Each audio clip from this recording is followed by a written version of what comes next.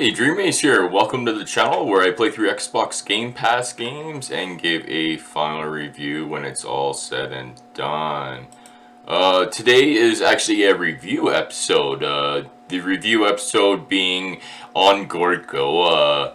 I'm gonna go through my structure on how I score it out of 10 and how it would receive a score, and then we'll go into a video outtake and I will give you my score of how it is broken down from there.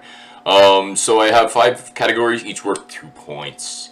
Number 1 is I like in a video game to have a continuous challenge all the way through, something that continually strives me and drives me to continue going forward.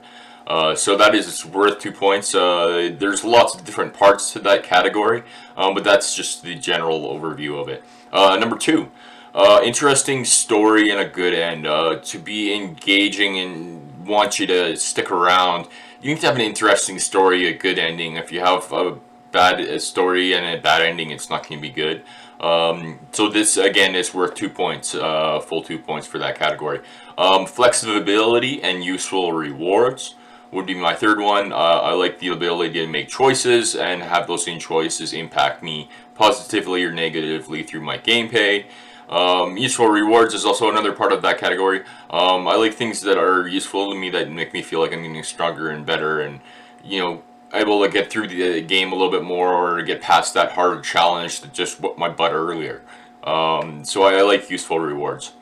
Number 4, combining fun and realism. I like having a certain amount of fun to my gameplay, but it also has to have realism. I don't want it to be just so abstract that I can't even understand what's actually happening. It needs to have a certain amount of realism, and realism scale is big to small, but you have to have realism. I mean, you can't play with just unbelievable abstract realism and have your camera upside down or sideways and pastel colors and you're actually running up walls or something. You wouldn't be able to distort your brain around actually being able to figure that out. So you have to have a certain amount of realism. That's kind of what I'm trying to get to the point there. But category number 5 also worth 2 points. They're all worth 2 points. Bugs and serious flaws. In 2022, games are coming out, and they are coming out with flaws, bugs, serious defects that impede gameplay. And I have to give this category, I have to put this category on there because just games are so full of bugs now, they're not finished. Think about it. If you get a car, you go in there, you drive it, and it doesn't have any wheels on it. Like, how good is that for you? A video game should be the same way. They should be complete. They should be bug-free. They should be free of serious flaws. So 2 full points if you make a horrible game that is just ridden with bugs. So there you go. That is how I score out of 10. Category number 1, continuous challenge. Gorogoa is a puzzle game, so it had to score 2 out of 2. It really kind of, with puzzle games, it's a give me on my scoring, the way I set up my scoring, because there's always a continuous challenge. You finish a puzzle, you get another one. You finish it, and so puzzle games give me, you get a 2 full points for that category. Interesting story and good end, category number 2.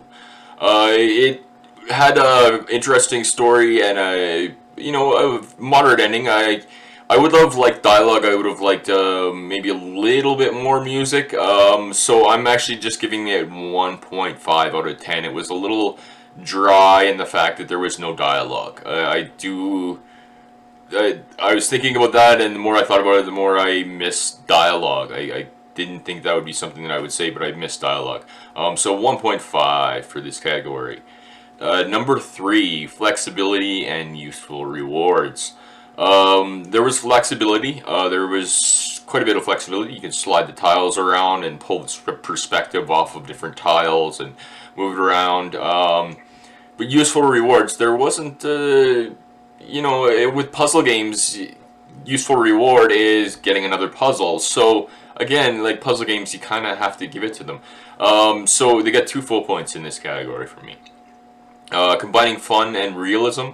It was certainly very fun and engaging to me to play with the perspective. Being a bit of an artist myself, I do enjoy the aspect of perspective, and it's a very strong point in any part of an art form to keep it as a part of your art. Is perspective. It's a huge part of it.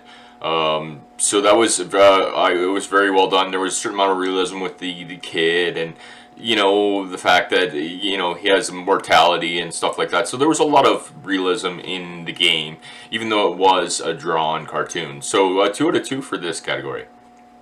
Number 5, Bugs and Serious Flaws. This game came out in 2017, and with it being the way it was, there was no flaws, there was no bugs, so full 2 points for that category. So if you're reading into the score at all, that gives a total score for Gorogoa of 9.5 out of 10. Gorogoa scored really quite high. Puzzle categories are going to have a higher score for me, just because you kind of got to give them points, because the categories that I look for are something that are just inherently part of puzzle games. I would like to thank you for joining me for what has been my review episode of Gorogoa. I do hope you enjoy these review episodes. They're not entirely a challenge to put together, but I kind of go out of my way to really pick the game apart to give it a score. But there you go, 9.5 out of 10 for Gorogoa. If you like anything that you saw here, please do subscribe to the channel. There we go. And just reminding you, until next time, take care of yourself, your friends, and your family.